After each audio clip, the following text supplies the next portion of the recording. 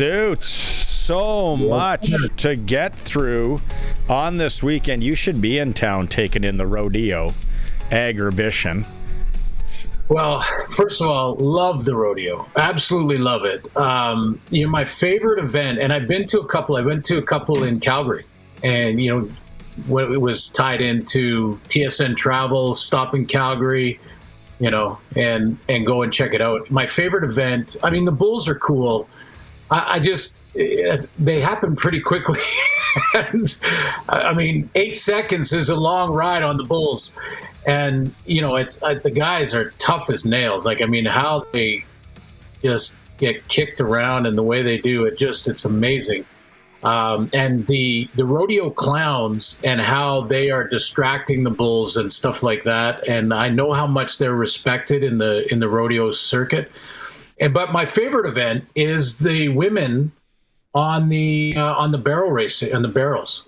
Yeah. I don't even know the technical name, but the way it looks to me like the horse is almost sideways when they turn those corners and take off down the straight stretch. Cool. I got two songs, Barney. Can I guess? Give me a hint. Okay, well, George Strait. I love your Beaches of Cheyenne. One of my favorite songs.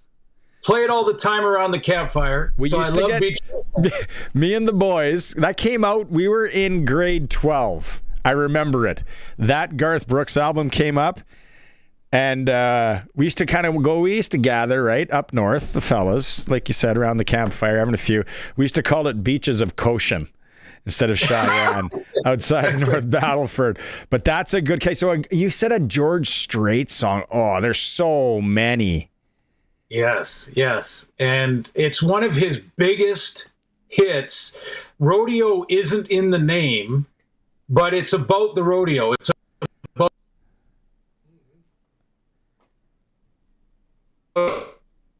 You're kind of cutting out. Hold on. Your internet's cutting out here. George Strait song about the rodeo. I'm not going to get it anyway. When we got to get Glenn back here. His internet's a little slow.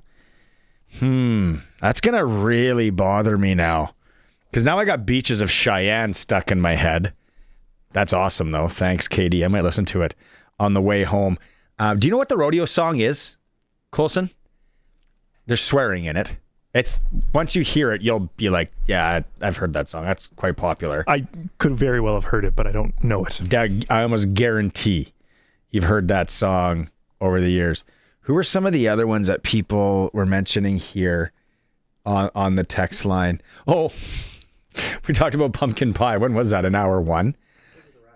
And somebody was saying they saw someone at Costco grab 10 pumpkin pies. Text in says, I don't think there's no name here, though. Guaranteed it's a restaurant owner. I've seen the owner of I'm not going to say the restaurant, go in and buy frozen cheesecakes and then piece them off for about $20 each. Yeah.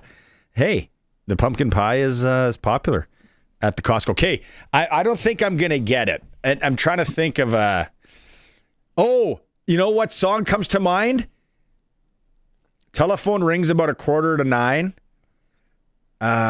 What song is that? I Can Still Make Cheyenne. Yes. That's not it. Okay. Good job on getting that, because I was going to have to go to the old Google. Yeah. Okay. No, but that's not it. Amarillo by Morning. Oh, up from San Antonio. Yes, that is about a guy on the rodeo. And the other one, and this is a bit of a stretch. I'm sort of attaching it as a rodeo song. I'm pretty sure it is. Much Too Young to Feel This Damn Old by Garth. That one to me, I've always thought of as a rodeo song. So I those are my two top of the list. Amarillo by Morning has a key change in it that song around the campfire is always going so well until the key change, and then there's about 4 different keys that everyone is singing around the campfire as we all just kick that one around. But I love the rodeo. I absolutely love it. There's some, oh man, that steel guitar when that fiddle hits, I could still make Cheyenne. That song hits home. Like there's a new song out right now. We talk music on this program as well. We talk music, we talk pop culture and sports. There's a new song out right now, South of Sanity, I think it is, by Zach Top. Your kid must be into Zach Top. He is talented. You listen to him as a country artist, and Glenn, you think you're listening to somebody from the late 80s. You'll really like him. Zach Top. He just won New Artist of the Year as well. Oh, Heather on the YouTube chat. Jesus is a good song. Everything that glitters is not gold. Dan Seals. Nice. Yeah, that hits the feels too, right? Yeah, old school as well. And I mean, Still Make Cheyenne to me. Yeah, that was another one where it relates to travel too. If you travel a ton and you're away from home a ton, it hits home. Yeah, have a few whiskeys and you're crying by yourself in a corner somewhere. But how does that? Oh, everything that glitters is not gold. There's some times I think about it and the way you used to ride her in your rhinestone and the sequins. Yeah, I might listen to that in the hot tub tonight. Pour a whiskey. To be honest with you, I'm not gonna lie. Okay, let's talk some football here. Let's start with the Vanier. Yeah, unfortunate for the Huskies. Banged up. Anton Ammonrood couldn't play. Nick Weeb, I don't know how he's doing it with turf toe. You ever seen that before? Where he's in a walking boot, then you shoot him up, and he just goes out, and he only can run straight lines. Like that was unreal. What did you take away from that game, and just another disappointing loss for your Huskies? I know. I first of all, I was real proud of them. I honestly was, because with the injuries, and I've had a turf toe, and I can tell you from experience, it is the most painful injury you can have. It really is. It doesn't sound like it because we're talking about one of the piglies that go to market or whatever, but it is so painful. And the injection that you have to take is in between the knuckle and putting a needle in your big toe. I mean, just thinking about it is ultra painful. I've seen guys with tears running down their eyes, biting a towel while that injection would happen. So because there's lots of nerves. There's lots of nerves in there. It's like you get a needle in the tip of a finger or in the part of that one lip. There's lots of nerves there. You're totally right. Yeah. So just for him to get out there and play again, I know he was playing for his teammate, and I thought, when I looked at it, both quarterbacks, and I watched the whole game, and it was really a good game. I mean, it was a one possession game deep into it. So that's why I would think if you're Scott Flory right now, you're proud of your guys for the way they battled, because, I didn't think for Jake Farrell or Gonzalez, the two quarterbacks that are so young in the process and in their journeys in college football, the stage wasn't too big for them. And I was like looking at both of them and quite impressed by their composure, the way they were handling themselves, the plays that they were making. I think Gonzalez has a bit bigger arm right now, and that deep ball is more available to him than it is right now to Jake Farrell. This is just watching one game, of course, so it's not really fair to make an overall assessment. But Farrell will continue to get stronger and will be able to, with a flick of the wrist, make those deep ball throws. And I think what was happening in the game is the Carabin were starting defensively to jump routes that were like short routes or intermediate routes. So you're running those quick outs, and you're trying to draw the DBs closer to the line of scrimmage, and then go in behind them and beat them deep. And I just didn't think that was necessarily available to the Huskies watching it as it was to the Carabin. And so because of that, secondary for the Caravan kept becoming more and more aggressive. They kept jumping those curls, jumping those outs. Number 9 for them, I can't remember his name. He made about 4 or 5 knockdowns. And, and I'm not saying that Jake can't throw it deep. I just mean, you need to continue to work on that, work on your arm strength. And, he's going to be a good quarterback because the stage wasn't too big for him. And let's give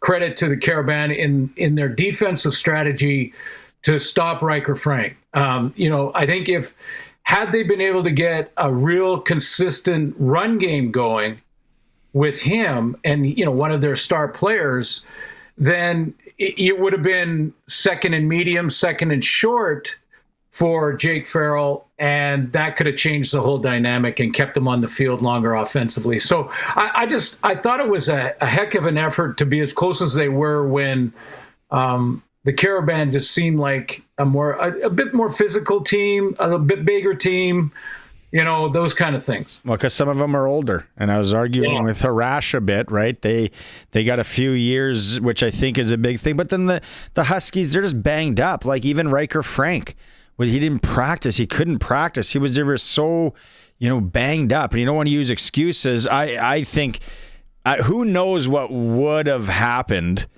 But that penalty, you can't call that in a national championship game. That guy's 3 yards over the line like that. We got to get some sort of let's use this as a learning tool, as my wife would say. Yeah. I mean, that one was pretty blatantly obvious. Now, the Caravan did have more penalties for more yards. I think it was close to double by the end of the game. So in some ways, that's a bit of a push. One bad call that goes against the Huskies, more penalties, some that I thought when they showed the replay angles that they could show on the telecast that, some of them were pretty soft calls against the Caravan that the Huskies, worked in their favor. So, I think the penalty situation, a bit of a push. I agree. That was a big miss. I mean, it didn't look like it was close. So I was wondering why, when they discussed it, they overturned it. But anyway, that's not why they lost that play. And again, I think the effort was there. They kept it close. Roster-wise, probably the second best team on the field that day. But they hung in there to the end, and that's what you want to do, because then you steal it with one big drive, and they just couldn't get that done because Gonzalez was chucking it deep.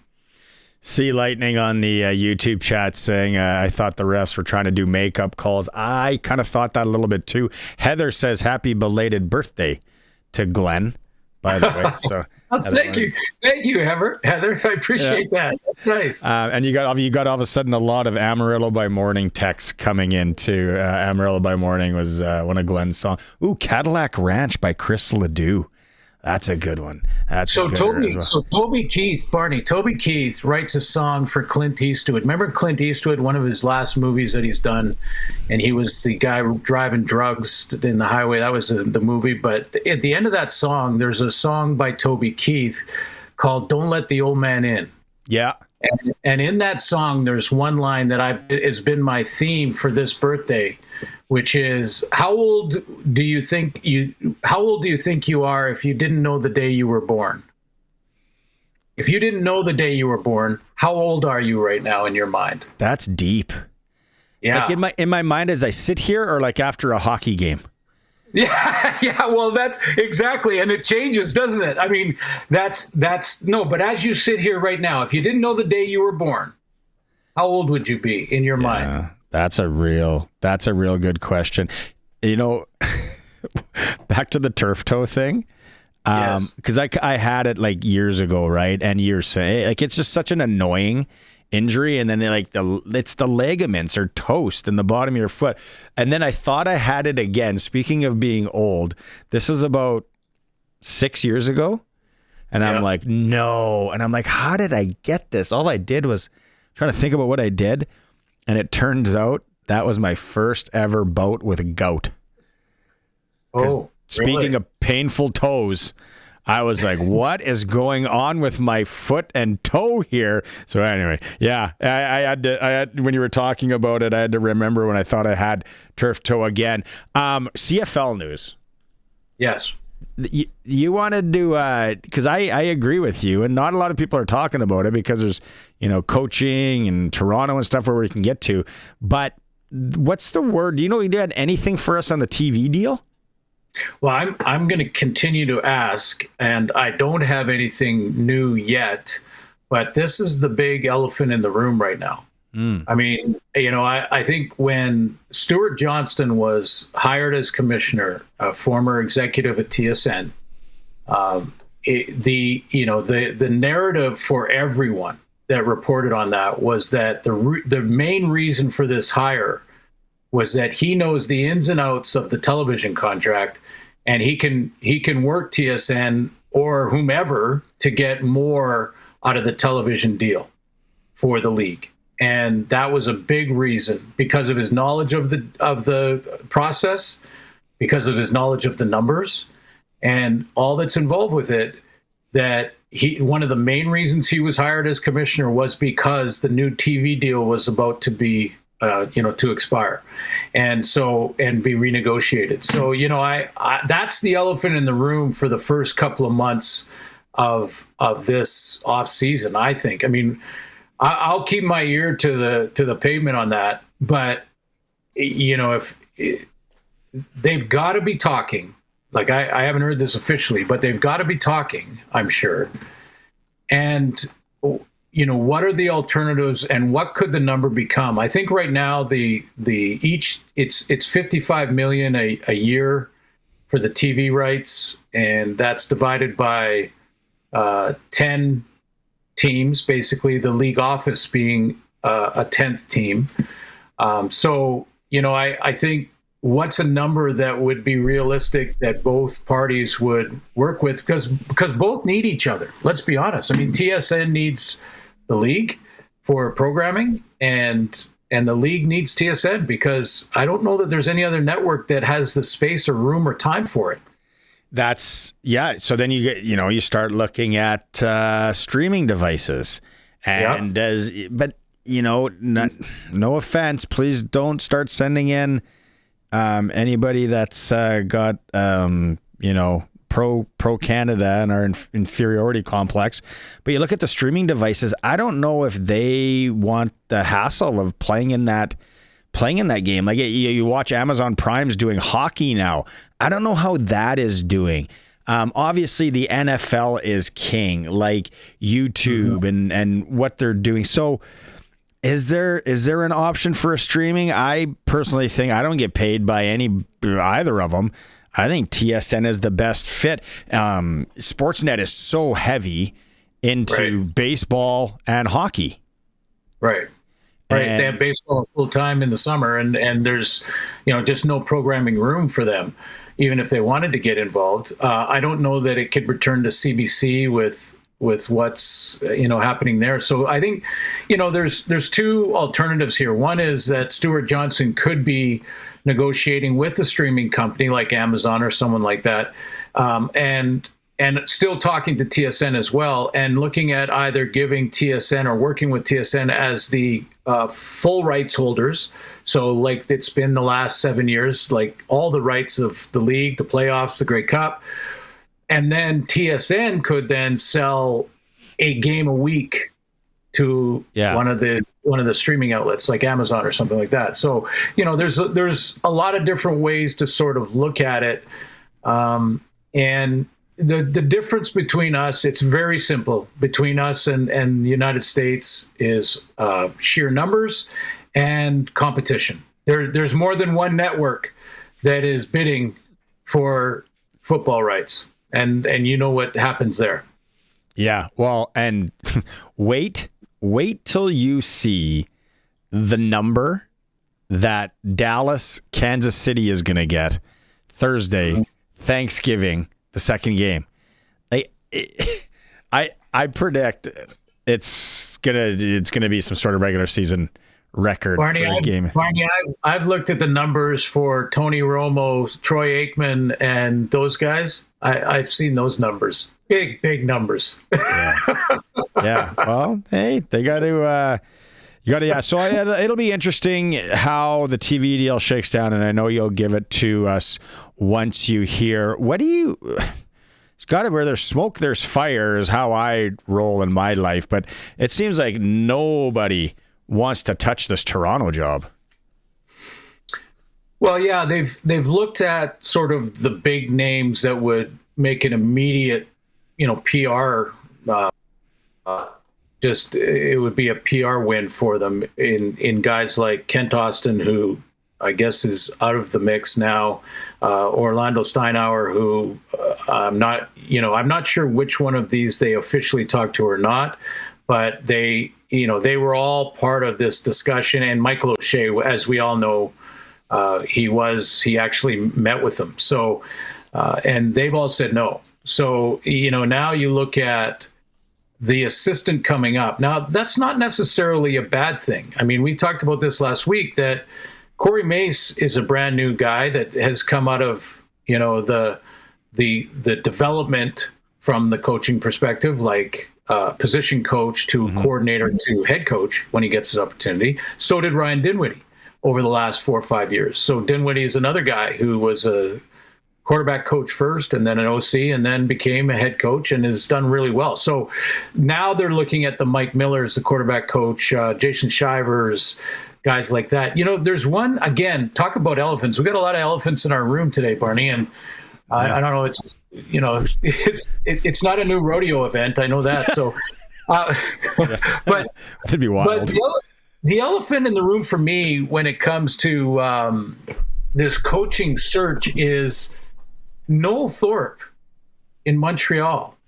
Yeah. Why is it that we never hear about Noel Thorpe's name as a potential new head coach? It's like Spagano or whatever in Kansas City, the defensive coordinator. I said this Grey Cup week.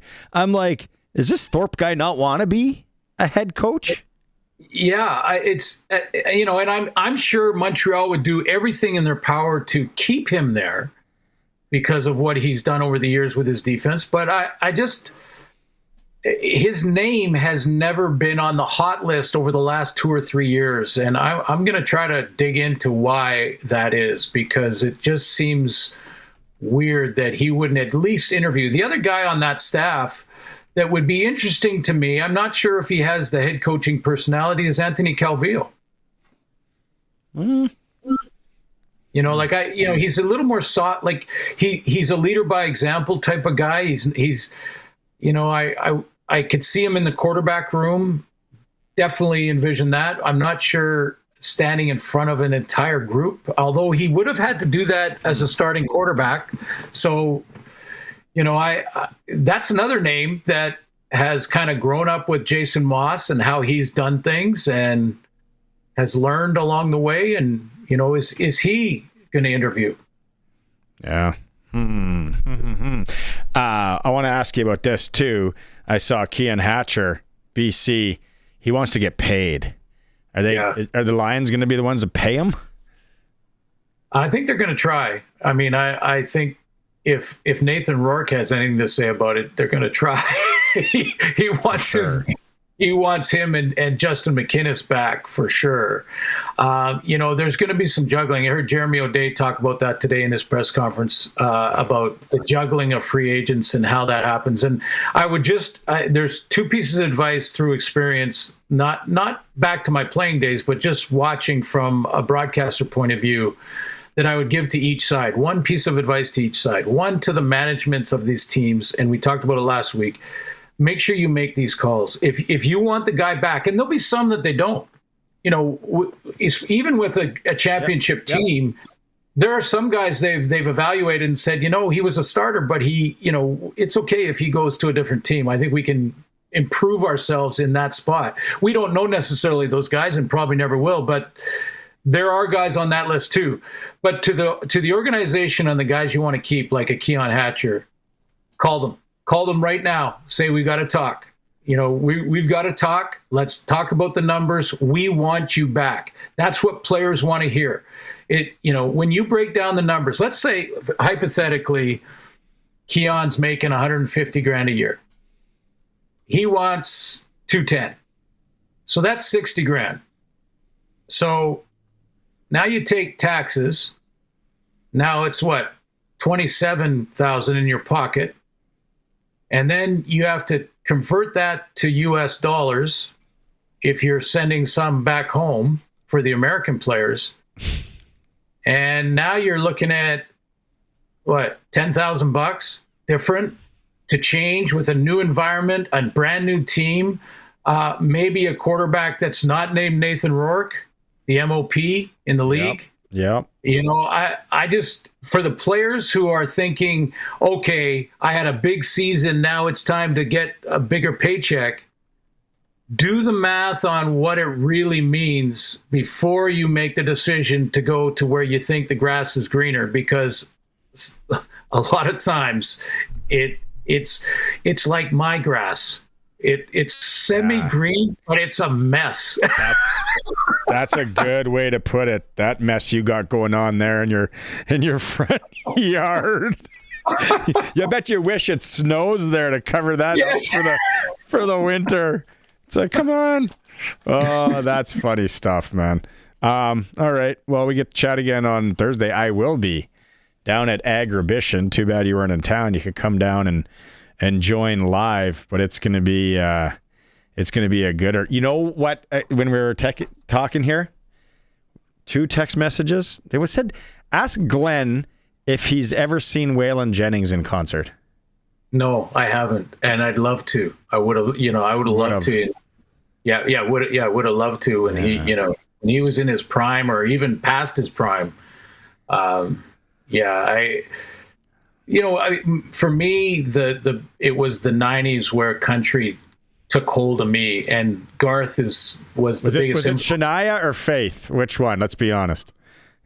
Shania was a big part of it. I'll be honest about that. But that wasn't until 2002 when I met her in Edmonton. Name drop. But it was Garth in the 90s for me, because I went from rock and roll, some R&B, to the Eagles. Like, the Eagles is a great transition band to go from sort of rock to country.